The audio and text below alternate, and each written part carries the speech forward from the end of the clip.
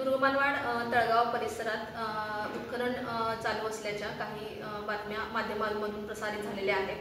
तर हे उत्खनन थांबवण्यासाठी प्रशासनाकडून सर्वतोपरी प्रयत्न केले जात आहेत.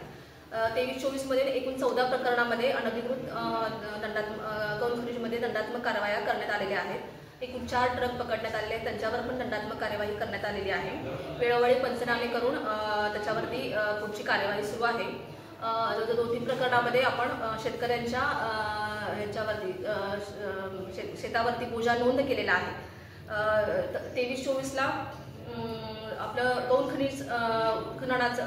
खनिजचं टार्गेट 4 कोटी होतं. तर राधानगरी तालुक्यामध्ये एकूण 15 कोटी वसुली झालेली आहे. म्हणजे जवळजवळ 396.47% वसुली राधानगरी तालुक्यामध्ये झालेली आहे. आता 24-25 टार्गेट आपलं 15 कोटी आहे. त्याच्यामध्ये 11 कोटी रुपये आतापर्यंत वसूल झालेले आहेत. मी राधानगरी तालुक्यातील सर्व शेतकऱ्यांना आवाहन करते की त्यांनी आपल्या शेतामध्ये अजिबात अनधिकृत गौण खनिज उत्खननासाठी परवानगी देऊ नये, नाहीतर त्यांच्या शेतावरती बोजे नोंद केले जातील.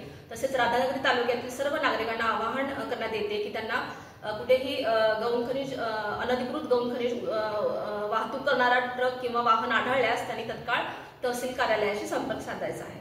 धन्यवाद. आई. येस. ब बदक. क कणीदार. ख खमंग.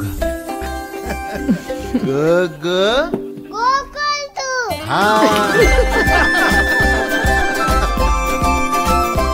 अगदी घरच्यासारखं. कणीदार खमंग म्हणजेच गोकुळ तूप.